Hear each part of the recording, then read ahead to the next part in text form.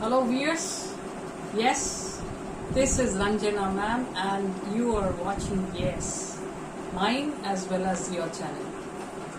So yes, I've got quite a few requests regarding which chapter. Chapter 1 for my ISC students, chapter 1 of prose, a living God. So here I am. And I know I don't need to tell you that I'm going to do living God because it is already in the thumbnail. But still it is a formality. And yes, if you have not subscribed to my channel up till now, please do. And don't forget to press the like button.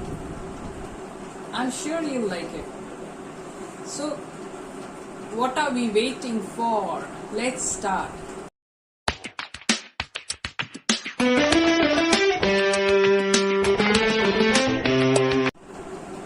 A living God, what is the background of this? You must have not forgotten that in 2004 a tsunami which had hit many coastal towns, Thailand and quite a few towns. This tsunami was not known to the world as much as the Japanese knew about it.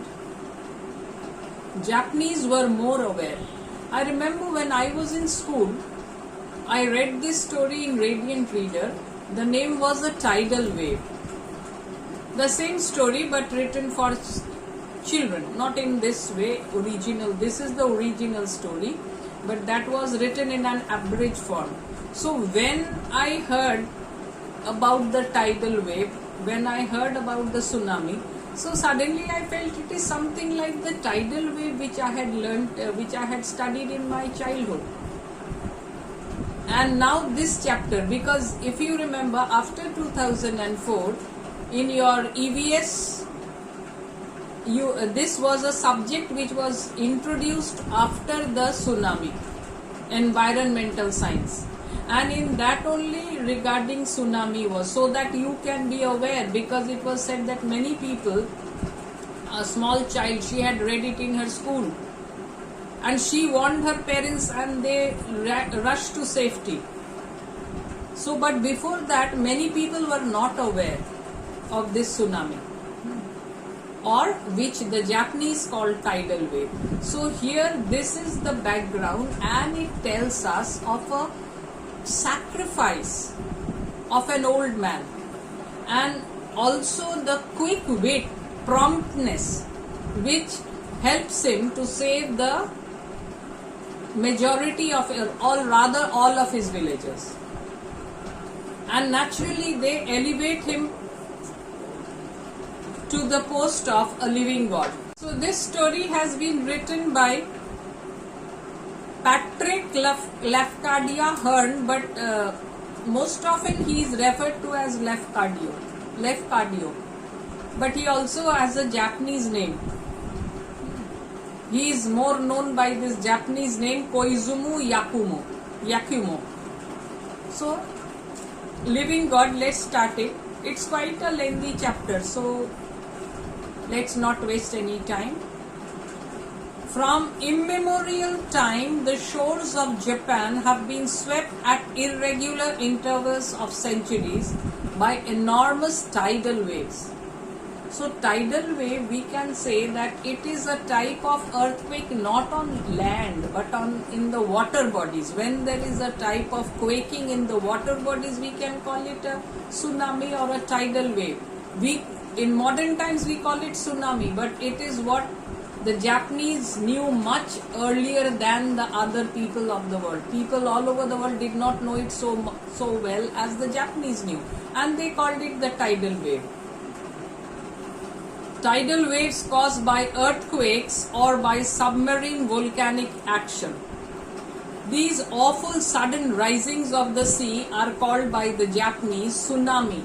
So what happens in that, they notice that the sea waves, they leave, or the sea water, they leave the shore and go far away back. They retreat from the shore, which is very abnormal. And then they come back with a great force. The waves rise very high and then they come and lash on the shore, and the nearby areas, they are all inundated on account of the tremendous force with which the waves hit the land, having retreated when it comes back. So this is what we call tsunami or the tidal waves. The last one occurred on the evening of June 17, 1896. They are talking of Japan, but we know that the last one, because this is 2023, so the last one was which made an impact. It was 2004. I think it was 25th December night, because they woke up, or rather 26th December morning, because immediately after the Christmas celebration, this horrible incident took place. This natural calamity took place. When a wave nearly 200 miles long, can you beat it, struck the northeastern provinces of Miyagi, Iwate and Aomori, wrecking scores of towns and villages, ruining whole districts and destroying nearly 30,000 human lives. So a mass-scale destruction. When? June 17, 1896. The story of Hamaguchi Gohei is the story of a like calamity which happened long before the era of Meiji on another part of the Japanese coast. So they are not talking of this one. The story is not about this tsunami which had hit Japan on the evening of June 17. This is a similar story. The story, rather a real incident. It happened. It's not a story, not a fiction. Hamaguchi Gohei, he is the main protagonist of this story. And it happened long before the era of Meiji on another part of the Japanese coast. So who is this Hamaguchi? He was an old man at the time of the occurrence that made him famous. So in spite of being an old man, what he did was, just hats off to that man. What he did, you'll come to know about it. How he saved the whole village, and in a selfless manner, he destroyed his own crops and became a pauper only to save the villagers. He was the most influential resident of the village to which he belonged. So the most important man in his village. Very rich and very influential. He had been for many years in Muraosa, or it's Muraosa or headman. So he was the village headman, the most influential man. And what do they call it in Japanese language? Muraosa. He was not less liked than respected. That means he was liked as well as respected. The people usually called him Oji-san, which means grandfather. But being the richest member of his community, he was sometimes officially referred to as Hoha. So don't say it's Choja. The spelling is Choja, but don't pronounce it as Choja. It's Hoya. You can check it in Google and then you will say that yes, man is right. It's not Choja. Though normally CH means Cha, but it is not so. Pronunciations can differ. So he is the village headman, the richest and the most influential man of his village. He used to advise the smaller farmers about their interest. Why? Because he has the experience of the world on his back to arbitrate their disputes. So yeah, he would act like the judge and try to settle the conflicts of the villagers, to advance them money at need. So he was in the true sense the village headman, and to dispose of their rice for them on the best terms possible. So the village people must be lucky to find a headman like this, who was beside them in all their problems, in all their happiness and sorrows. Hamaguchi's big thatched farmhouse stood at the verge of a small plateau overlooking a bay. So these are mountainous regions, and his is at the verge of a small plateau, a tableland, overlooking a bay. The plateau, mostly devoted to rich culture, was hemmed in on three sides by thickly wooded summits, thickly wooded peaks, mountain peaks. From its outer verge, the land sloped down in a green concavity, as if scooped out to the edge of the water. And the whole of this slope, some 3/4 of a mile long, was so terraced as to look, when viewed from the open sea, like an enormous flight of green steps, divided in the center by a narrow wide zigzag. So this is the geographical description of the village in which Hamaguchi lives. Zigzag, zigzagging, Z type, a streak of mountain road. And how many people or how many families live there? 90 thatched dwellings and a Shinto temple. So the Buddhist temple, because the Japanese are basically worshippers of God, Lord Buddha. So 90 thatched dwellings. So their houses, 90 houses made, they had thatched roofs, and also a temple composing the village proper. So the village composed of 90 families living in 90 thatched houses. Along with that, a temple, Shinto temple, stood along the curve of the bay. The other houses climbed straggling up the slope for some distance on either side of the narrow road leading to the Hoya's home. So 90 thatched dwellings, they compose the proper village, not all of them.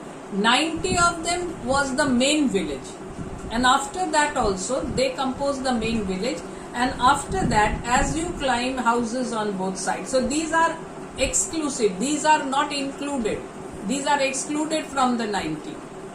So the 90 form the proper village, and after that other houses as they are climbing up the slope. So at some distance, houses leading to Hamaguchi's home.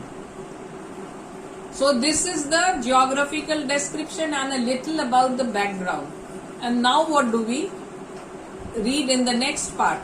What happened? One autumn evening, Hamaguchi Gohei was looking down from the balcony of his house at some preparations for a merrymaking in the village. So the main village was down. His house was on a plateau, tableland. But the main village was down, and Hamaguchi was looking from his balcony. Why? Because these village people were busy preparing for some merrymaking, a festival. Why? Why was there the merrymaking? Why were they getting ready for some merrymaking? Preparing for some merrymaking because there had been a very fine rice crop. Quite a good reason for merrymaking. They are farmers, so if the crop is good, naturally they will celebrate it. So we are going to celebrate their harvest by a dance in the court of the Yujigami. So they were getting ready, everywhere decorations and everything. They will dance to celebrate the fine harvest. And Hamaguchi was observing all the preparations going on from his balcony. And then what did he notice? The old man could see the festival banners. It is called nobori in Japanese. So like in our times, now it is different. In our times they had those triangular flags stuck to those ropes, and then we would decorate these when we had Teachers' Day or some celebrations in the school. Nowadays everything ready-made, but we used to make those paper flags and stick it to those thread, and what fun. We were all busy with it. Nowadays you get everything ready-made. You go and just decorate it. But for us, we needed to prepare it. So old man could see the festival banners fluttering above the roofs of the solitary street. Solitary street means no one is in the street. The strings of paper lanterns, Japanese, they are famous for their paper lanterns, festooned between bamboo poles, tied to bamboo poles, the decorations of the shrine, and the brightly colored gathering of young people wearing colorful dresses, brightly colored gathering. So young people wearing different colored, someone is wearing a blue and yellow and green, so differently colored. Yes, they are going to celebrate. Today is a merrymaking day for them. So a festival, a feast, something like this. He had nobody with him that evening but his little grandson, a lad of 10.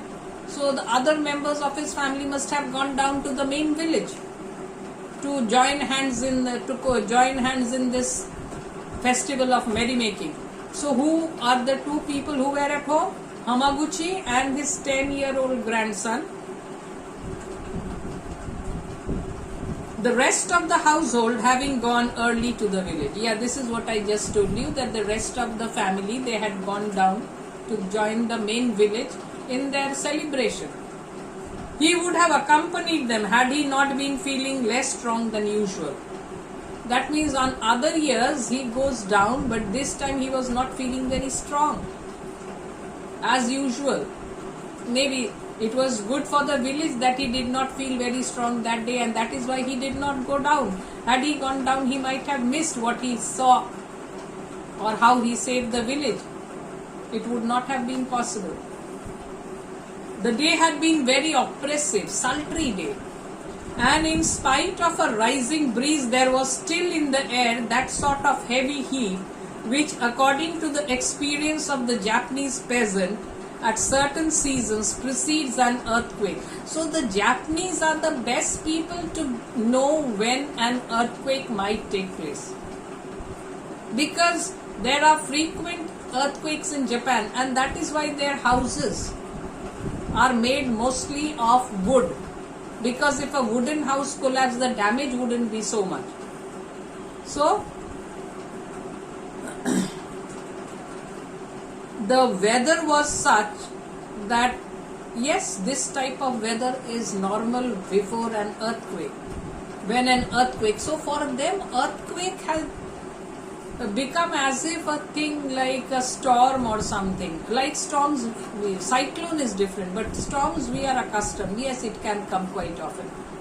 So for the Japanese people, earthquakes take place quite frequently. And they know the weather. Oh, this type of weather, it is preceding an earthquake is about to come. They know how to get ready for it. So, and presently an earthquake came. It was not strong enough to frighten anybody. So we get frightened even if there is a slight tremor. Why? Because earthquakes are not frequent in our parts of the world. But in Japan, it was not, they did not get frightened. It was not such a severe one. In the Richter scale, it must have been quite low. But Hamaguchi, who had felt hundreds of shocks in his time, thought it was queer. That means it was strange. Why? A long, slow, spongy motion. So Hamaguchi is an old man. He is experienced. He has faced several earthquakes. He has experienced a number of earthquakes, more than 100, in his long span. So he felt, no, this is not like the normal earthquakes which have taken place earlier. There is something different about it. What was the movement? A long, slow, spongy motion. Probably it was but the after tremor of some immense seismic action very far away. So he feels it could be the reason that somewhere very far away a severe earthquake has taken place, and this is an aftershock. Aftershocks do come after a severe earthquake many times. A few years ago in India also, West Bengal, Bihar, So quite a few, and Nepal, that time the one which shook Nepal, that time we also felt. I remember my friends in WhatsApp, they were saying, they from Patna, they were saying that there is an earthquake, and while they were saying, and the TV was open, and then suddenly I noticed that, oh my God, quite a severe tremor. So, but these are unusual for us. Naturally we get panic stricken, but Hamaguchi has suffered or experienced more than 100, and he felt this one was different. So what does he conclude it to be? He feels maybe somewhere far away a very severe earthquake has taken place, and this is the aftershock. Aftershocks also come. First a severe one, and aftershocks are less severe, but they come. The house crackled and rocked gently several times, then all became still again. So then after that, after rocking and crackling, it becomes still. So no more rocking. After the quaking ceased, after the tremor stopped, Hamaguchi's keen old eyes were anxiously turned towards the village. His eyes, eager eyes, anxious eyes, he turns towards the village. It often happens that the attention of a person gazing fixedly at a particular spot or object is suddenly diverted by the sense of something not knowingly seen at all. So it happens sometimes. You are gazing at something, and then your gaze is diverted to something which catches your attention, though you are not very keenly aware of it. What happened? By a mere vague feeling of the unfamiliar in that dim outer circle of unconscious perception which lies beyond the field of clear vision. So there was a vague feeling, not a very clear feeling, a vague feeling, a slight feeling of something unfamiliar. That means he is not familiar with something, but a vague feeling of unconscious perception. So he cannot see it, but he feels something. His sixth sense is giving a signal. He is having a vague feeling of something, which clearly he cannot see, but he feels something. Thus it chanced that Hamaguchi became aware of something unusual in the offing. So as he was looking at the village down, he becomes aware of something happening. Where? He rose to his feet and looked at the sea. So he was not looking at the sea, but in his subconscious something was telling him that, or his unconscious mind, he was getting a signal, something is going to happen or something is happening. So what does he do? He rises from his seat and he gets up to have a look at the sea. Up till now his gaze was on the village, but he feels something unusual, and then he looks at the sea. It had darkened quite suddenly. The sea becomes very dark all of a sudden, and it was acting strangely. The sea was behaving in a queer manner. It seemed to be moving against the wind. Normally the water moves with the wind, but the water was moving, or the sea was moving against the wind. It was running away from the land. This is what I told you. When the sea or the waves, they move away from the shore. So this one was running away. That means a very fast movement. And this is unusual. Within a very little time, the whole village had noticed the phenomenon. So first it is Hamaguchi who notices it, and then the whole village. They were on the land. They were not on the higher slopes. They were on the land, getting ready for the celebration. So they also noticed that, oh my God, the sea is running away from the land. What is it? But most of them don't know the reason. Even Hamaguchi is not very aware of it. Means he hasn't seen it in his life, but he has heard the story. So apparently no one had felt the previous motion of the ground, but all were evidently astounded by the movement of the water. That means Hamaguchi had felt the earthquake which had taken place a little while ago, but these people were so busy getting ready for the occasion or the festival or the celebration, that they had not noticed or they had not felt the tremor or the earthquake. But now they see the movement of the water. They were running to the beach and even beyond the beach to watch it. My God, this is so horrible. Actually, they don't know why, but this is unusual. So they run to the beach to see why is the sea running away from the land. No such ebb had been witnessed on that coast within the memory of living man. So all the people, they had never seen such a thing happen in their lives. Things never seen before were making apparition. Unfamiliar spaces of ribbed sand and reaches of weed-hung rock were left bare. So when the sea leaves the land, leaves the shore and retreats, goes running back, so the seabed, you can see everything that is on the seabed. The seabed becomes bare. So things which had never been seen before. Why? Because the water covered the seabed. But now that the sea has run away from the land, so the seabed is becoming visible, as if they were appearing ghostly. Unfamiliar spaces of ribbed sand and reaches of weed-hung rock were left bare. Normally they are covered by water, but now they are left bare, exposed. Even as Hamaguchi gazed. So Hamaguchi, he keeps on gazing from there, and then suddenly he will understand what is the implication of this. And none of the people below appeared to guess what that monstrous ebb signified. Yeah, if Hamaguchi cannot understand immediately, these people are young. They don't understand what is the significance of this sea running away from the land. Hamaguchi Gohei had never seen such a thing before. He had never seen, but he had heard it. But he remembered things told to him in his childhood by his father's father. That means his grandfather had told him, and he remembered that. What had his grandfather told him?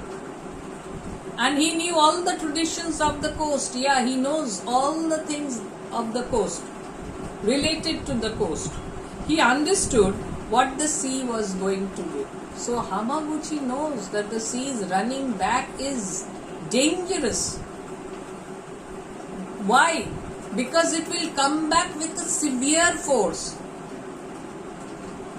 Perhaps he thought of the time needed to send a message to the village or to get the priests of the Buddhist temple on the hill to sound their big bell. And he realizes that there is no time to lose. Which one will give the alarm? Do I reach the village people, or do I send a message to the Buddhist priest of the Buddhist temple to ring their big bells as a sign of alarm? Because he has no time to lose. The people's lives are in danger. But it would take very much longer to tell what he might have thought than it took him to think. It doesn't take him long time to think, but he has to tell them, and it will take a long time. He has to reach them, and then only he can tell them. So it would take a long time. So what is to be done?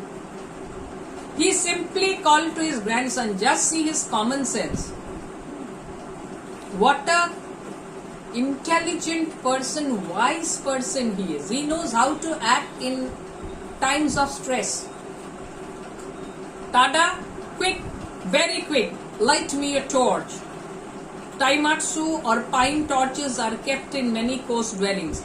Torch doesn't mean those battery operated torches or electric ones. The torches which we say, yes, you light them, there is fire on the end. So the fire, you have a rod in your hand and all those wrappings, and then you light it, so there will be fire. So why does he tell his grandson to light a torch?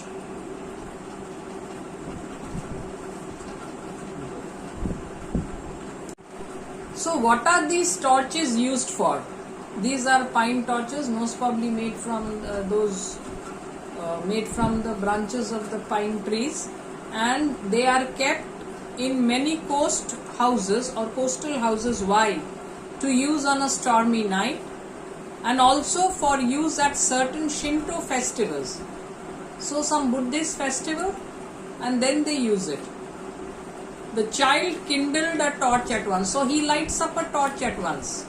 Why? Because his grandfather has ordered him to do it. And the old man hurried with it to the fields. So he takes the lighted torch, burning torch, in his hand, and he hurries with it to the fields, where hundreds of rice stacks, representing most of his invested capital, stood awaiting transportation. So he rushes to the field. In the field, his rice stacks, they have been harvested and they are tied, and now they need to be transported. That means they need to be sent to the market to be sold. So they are standing there in stacks, and he goes there, and what does he do? He sets fire to these.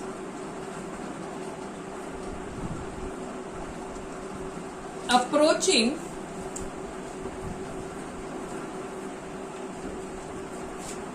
those nearest the verge of the slope, he began to apply the torch to them. So why does he go to the ones which are nearest to the slope? Because they will be the easiest or the easier ones to be spotted by the village people who are down.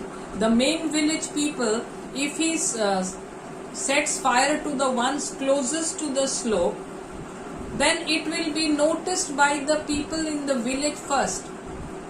He began to apply the torch to them, hurrying from one to another as quickly as his aged limbs would carry him. He is an old man, he cannot run very fast. But he knows that the life of my village people are at stake. So I can't just delay. So he is rushing as fast as possible. The sun-dried stalks, these stalks of rice had been, or rather the rice plants had been, rice stacks, they had been kept in the sun, so they are sun-dried, and naturally they are highly inflammable. The sun-dried stalks caught like tinder, the moment he sets fire to it, they start burning as if like timber. The strengthening sea breeze blew the blaze landward. There is a sea breeze blowing, strong sea breeze blowing, and it takes the fire towards the land, the blazing fire towards the land. So when the people in the village, they see the fire, they are naturally worried. What has happened? And something wrong with grandfather Oji-san. So they come rushing up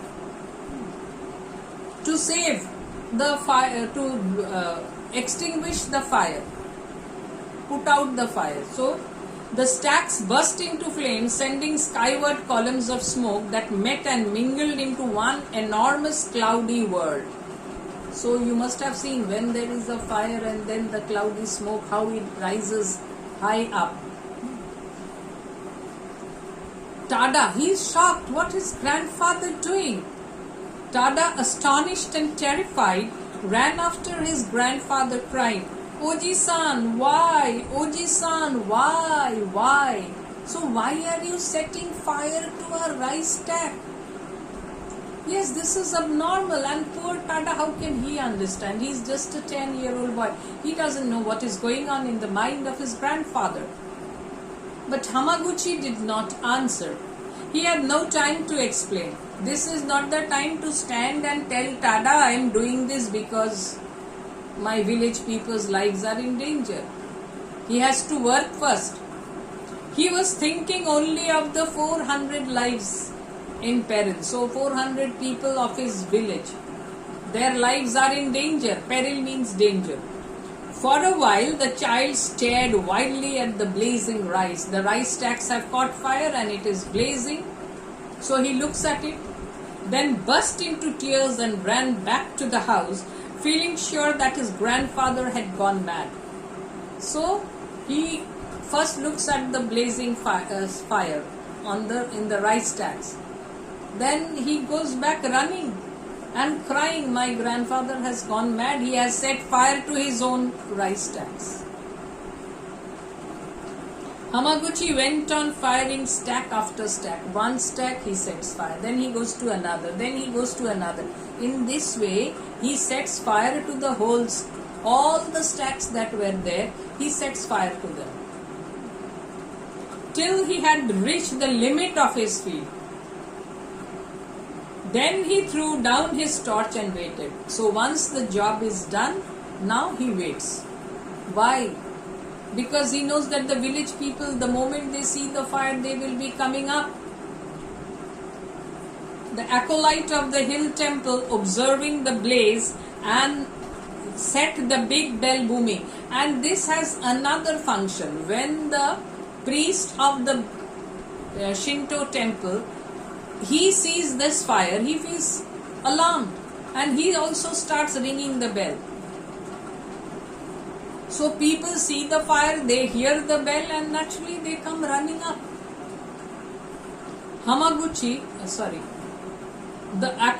Observing the people responded to the double appeal, double alarm. One the fire, another the bell. So how do they respond? Hamaguchi watched them hurrying in from the sands and over the beach and up from the village, like a swarming of ants. Yes, they had gone to the beach, which was very, very dangerous. But the moment they see the fire and the temple bell ringing, they come alarmed, they come rushing. So they leave the beach, they leave the village, and then they start climbing up the hill. So how are they compared to the simile? Like a swarming of ants. How the ants come now one after the other in a line. In this way they are climbing up the hill.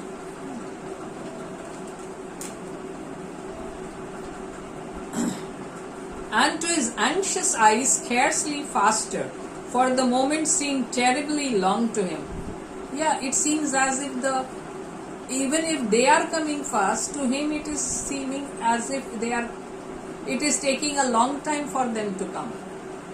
The sun was going down, the wrinkled bed of the bay and a vast sallow speckled expanse beyond it lay naked to the last orange glow. So the setting of the sun is described.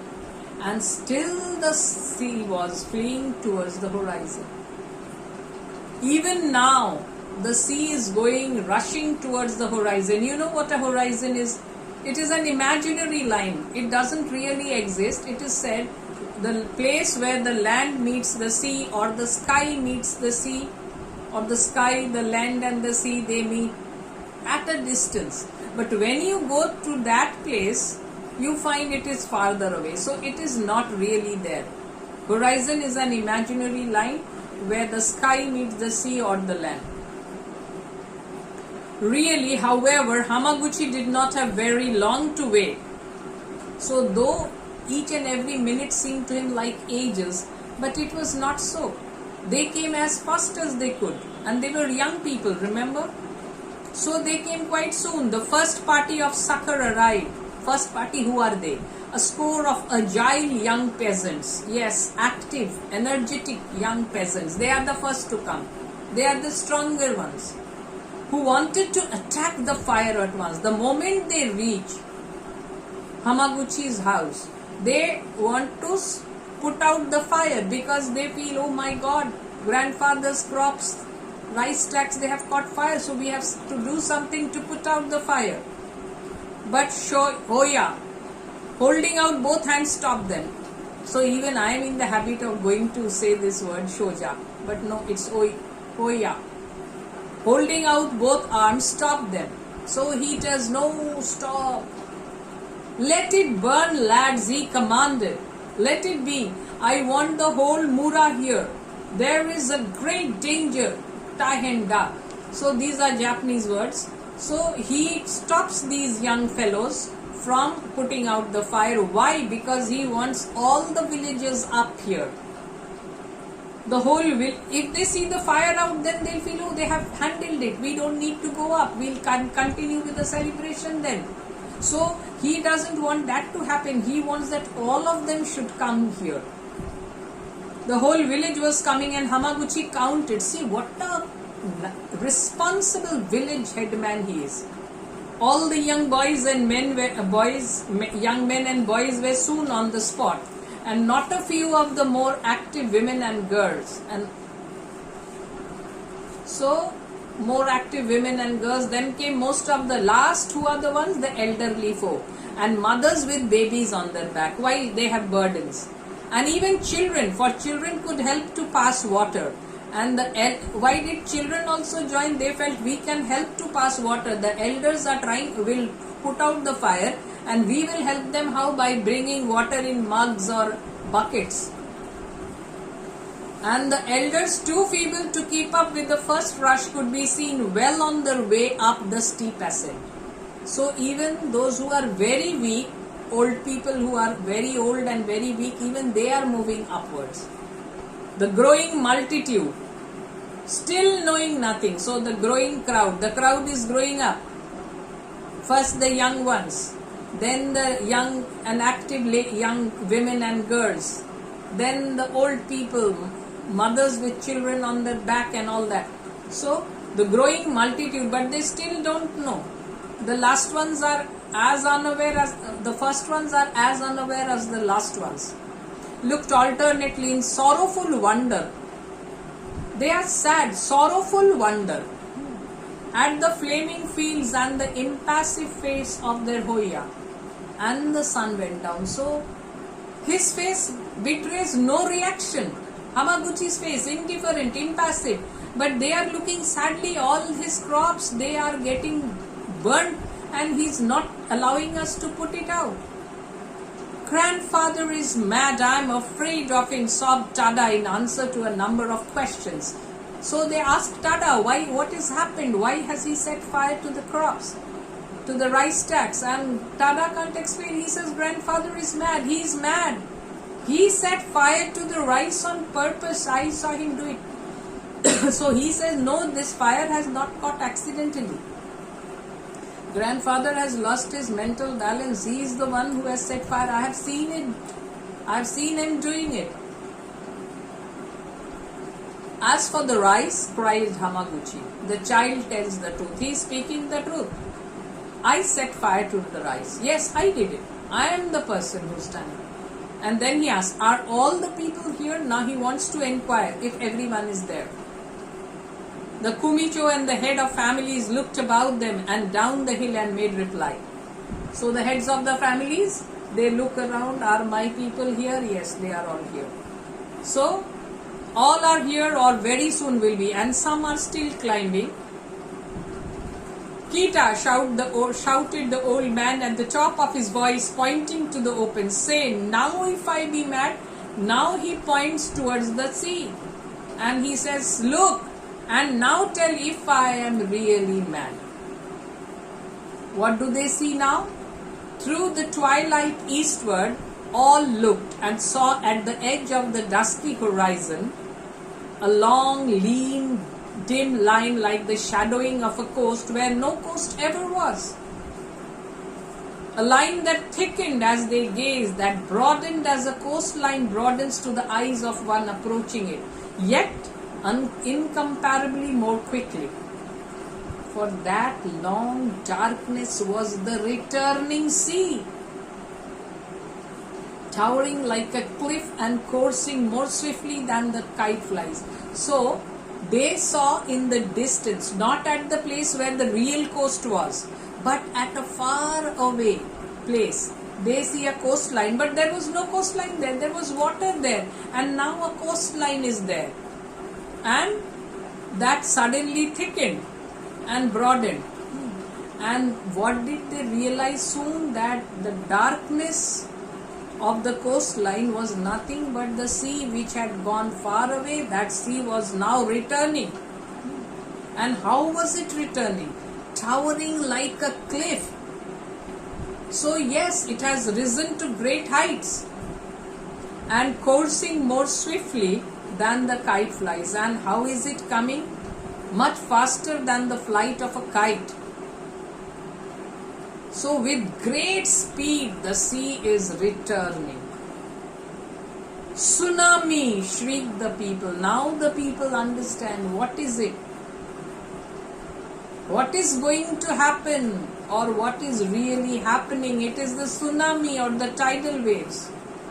And then all shrieks and all sounds and all power to hear sounds were annihilated by a nameless shock heavier than any thunder. As the colossal swell smote the shore with a wave that sent a shudder through the hills, and with a foam burst like a blaze of sheet lightning. So as they utter the word tsunami, in the meantime what happens? How does the sea attack the land? All their shouts and all the power to hear the sounds, they were destroyed. Means they could hear nothing. Their shouts were completely submerged or inundated by the sound made by the sea. And what type of noise? A shock. There is a tremor heavier than any thunder. As the colossal means huge swell, that means the sea which has risen to great heights, and that comes maybe 70 feet, 80 feet high.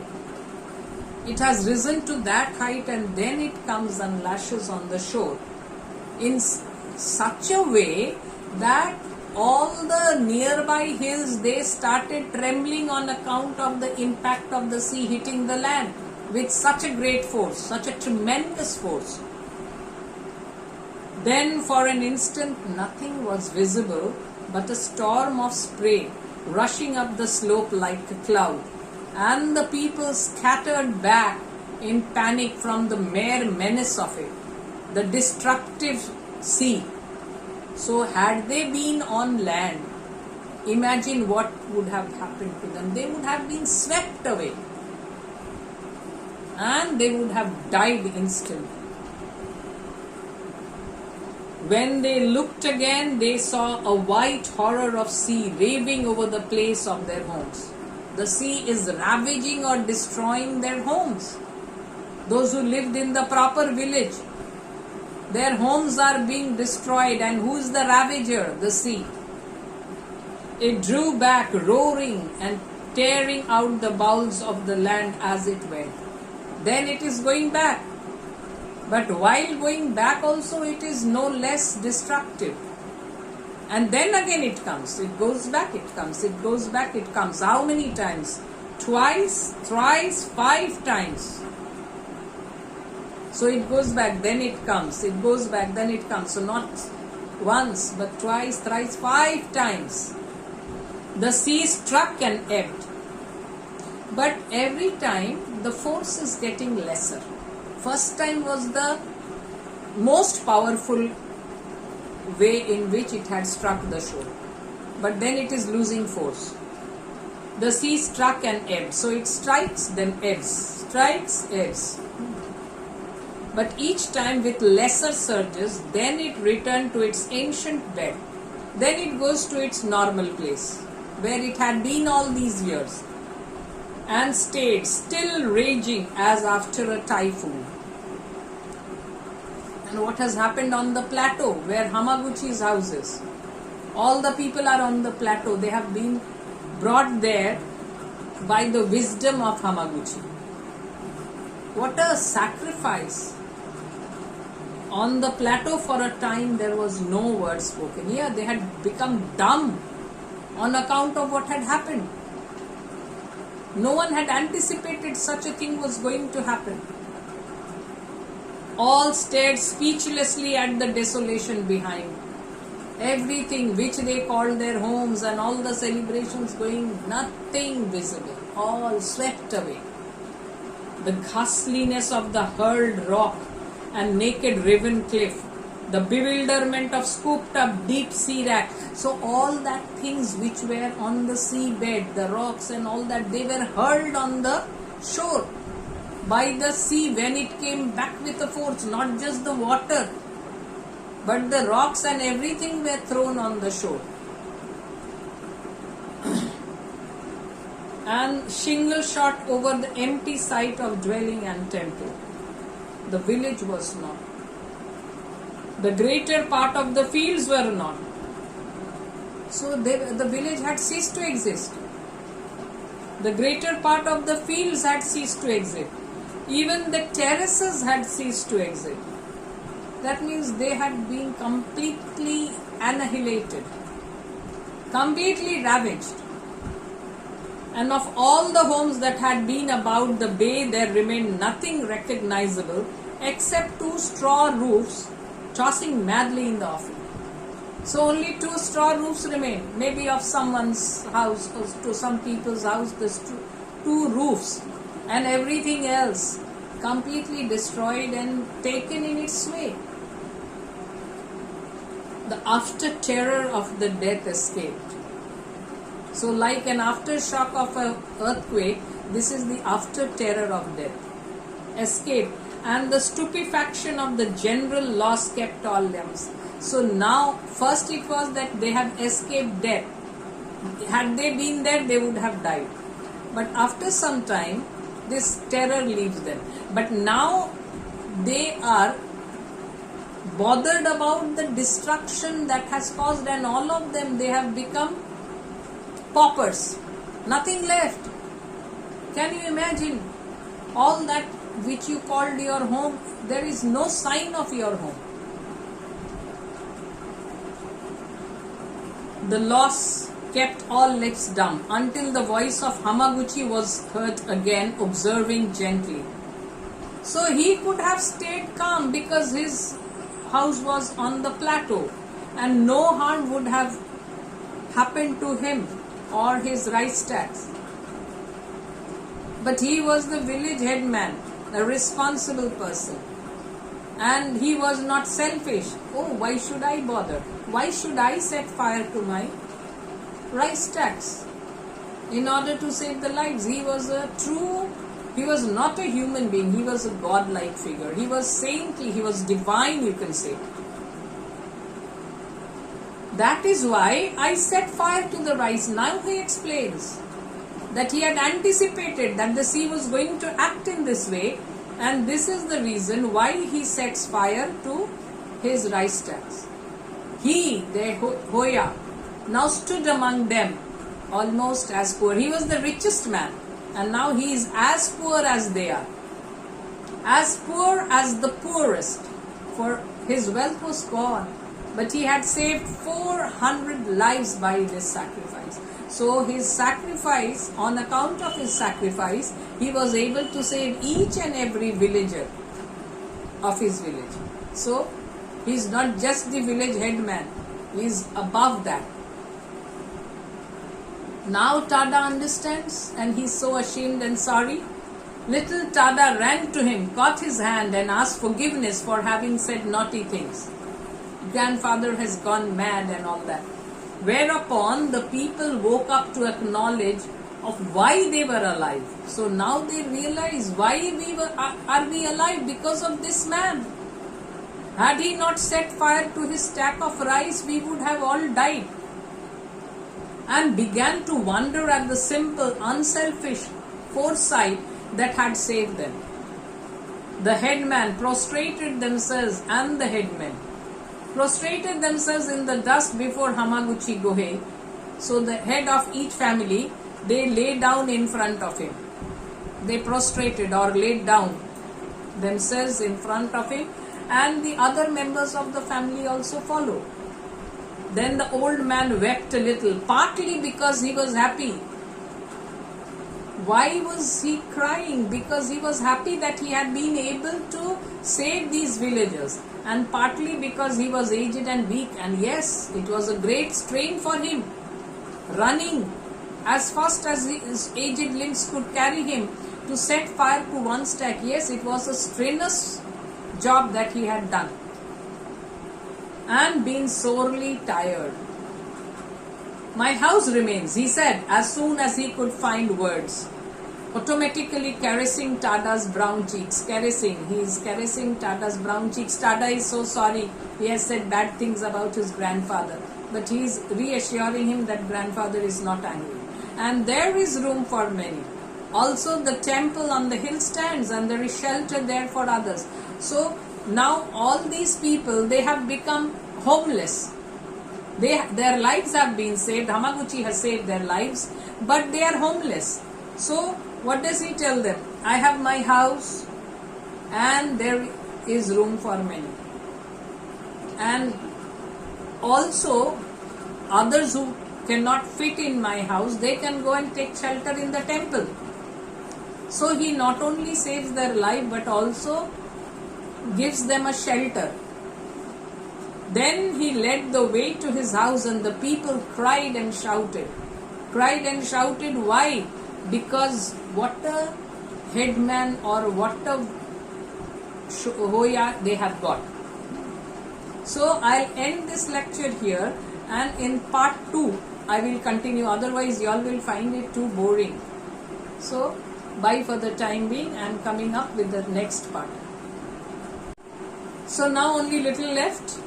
What happened after this? How did they build their village afresh, and how did they honor Hamaguchi for his sacrifice? So the period of distress was long. Yes, they had nothing left. Everything has been swept away and damaged and destroyed, complete ravage. Because in those days there were no means of quick communication between district and district. Yeah. So help coming from other parts, like nowadays something happens in one part of the world, from the other parts of the world also people send relief. But those days the communication was not good. So people came to know about the natural calamity much later, not like nowadays. So the districts, nearby districts, those who came to know also, not so soon. And the help needed had to be sent from far away. But when better times came, the people did not forget their debt to Hamaguchi Gohei. So bad times don't remain forever. It might remain a little longer, but bad times don't remain forever. So like there is a famous line of Shelley, if winter comes, can spring be far behind? In England, winter is supposed to be the season of death, because everything becomes passive. The trees, they shed their leaves and covered with snow. The birds migrate to warmer countries. And in spring, what happens? Again, life, it bursts forth into life. The snow melts, leaves appear on the trees, then the buds appear, birds come back. So if winter comes, that means, and no night can last forever. At the end of the night there will be day. In the same way, no bad time can last forever. So it might have taken them quite longer, because they had nothing that they could call their own. So they had to begin from scratch.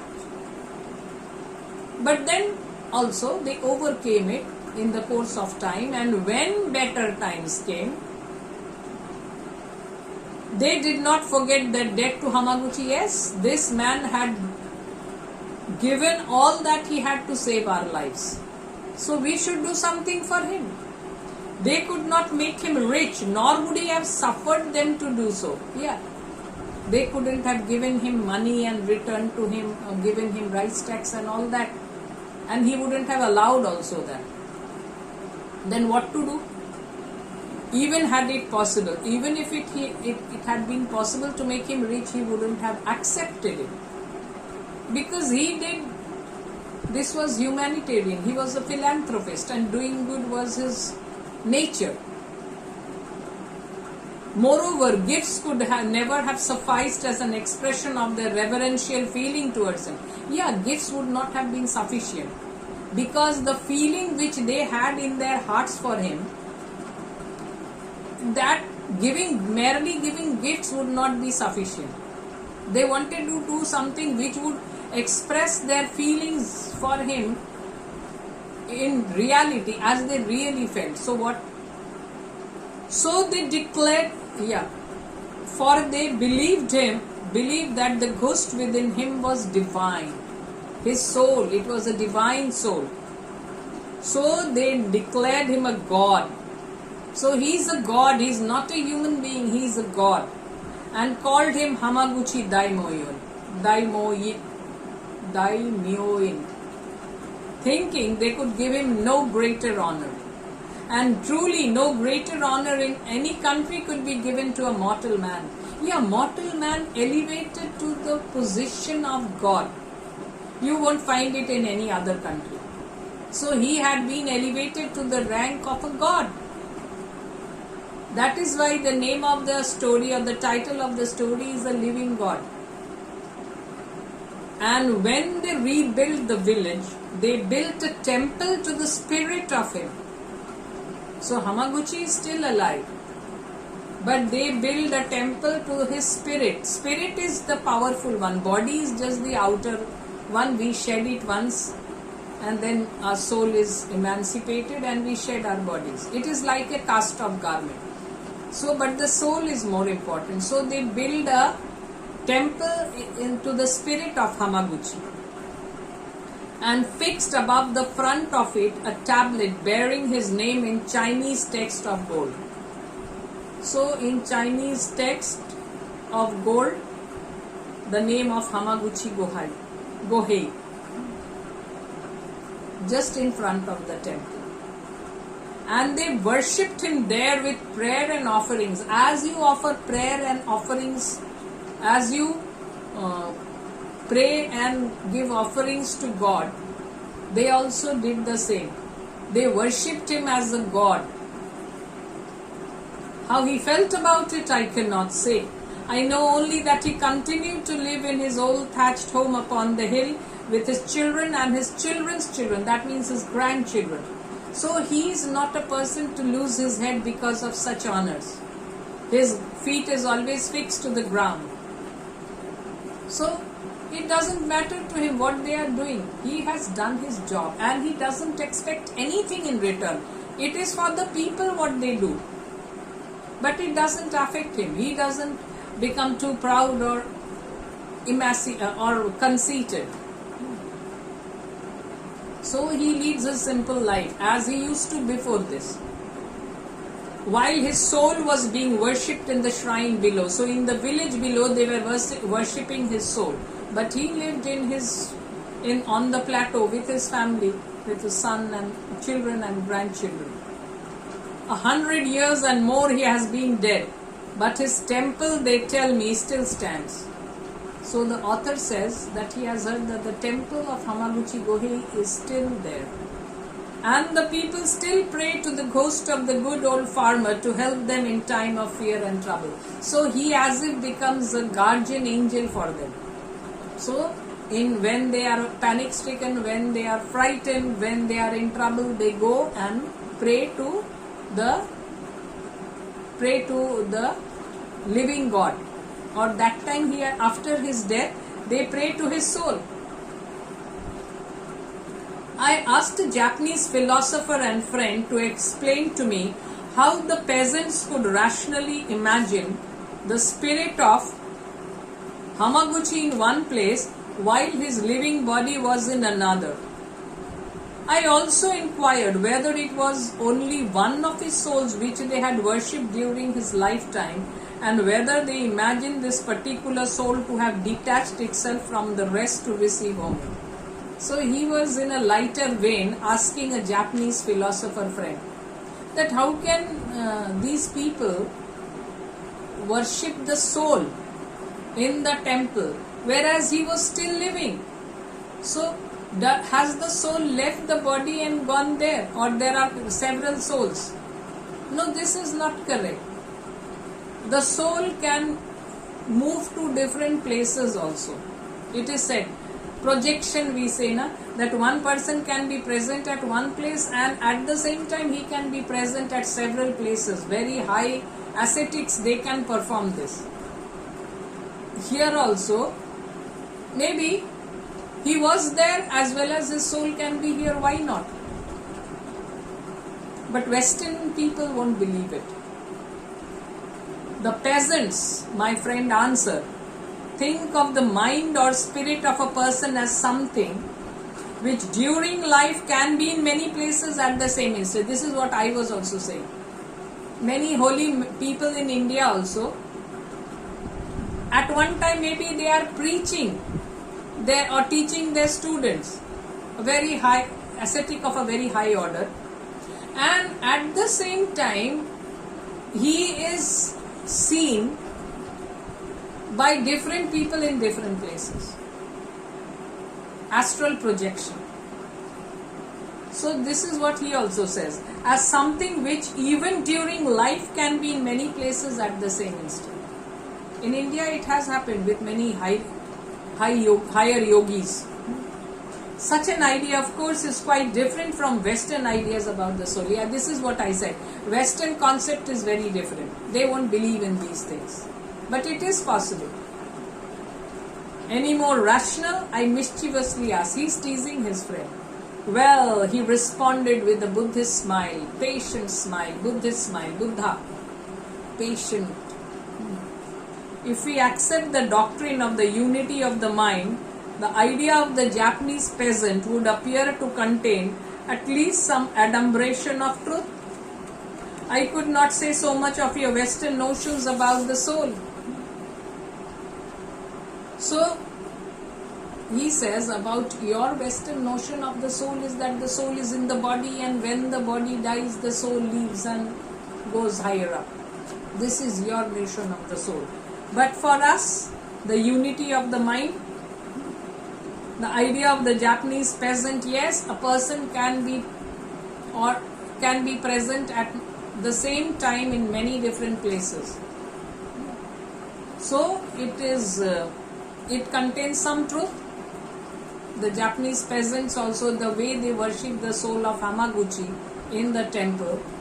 So this and the thought and the philosophy that a person can be present at different times, at the same time in different places, so it somehow agrees to the Japanese peasant's notion. But your Western notions about the soul are very different. I cannot say the same. Yeah, because Western notions of the soul, I told you, soul is within the body, and when the body dies, the soul leaves the body. It cannot come out of the body so long as the person is alive. This is the Western notion. But yes, the Buddhists, the Japanese are followers of Buddha.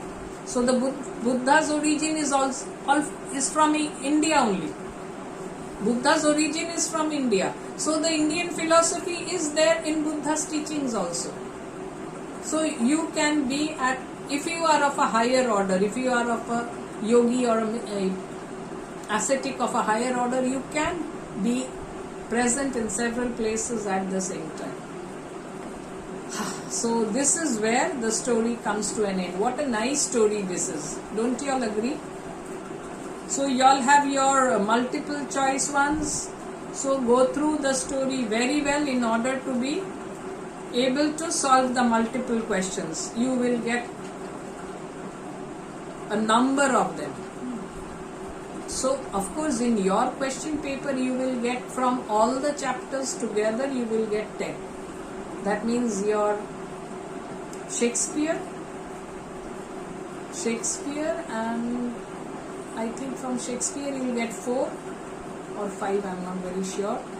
If you get 4 from Shakespeare and 3 from the prose and poems. And then these because questions, you have to be very particular. These two are the real tests, whether you have read the chapters thoroughly or whether you have mugged up questions. In order to stop mugging up question answers, they have given these two also, and you have 20 marks, 10 for the because ones and 10 for the multiple questions. So regarding the title, do you think the title is appropriate? Yes, it is appropriate. Because Hamaguchi is really living God. What he does, he doesn't think of himself. He does it for his villagers. So he is a savior to the villagers. Like God is our savior, he becomes the savior. And he saves the lives of his 400 villagers. How he knows what havoc tsunami or the tidal wave can bring in its way. and the way he reacts.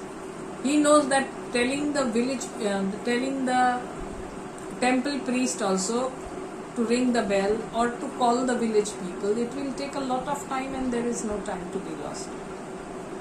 So what does he do? He sets fire. This is the only option left to him, and he doesn't hesitate at all. So he doesn't think of himself or his money. To him, the life of his villagers is most important. So that is why the villagers also, they show their respect towards him in this way and makes him a living god. So the title is very appropriate. And of course, Hamaguchi's character, it stands above, because that is the only character. Others are just the villagers mentioned, no name. The two characters here, Hamaguchi and Tada. So Tada is just a small boy. So the whole story revolves around Hamaguchi. So I'm sure you don't have any doubts in this one. Yes, so bye for the time being.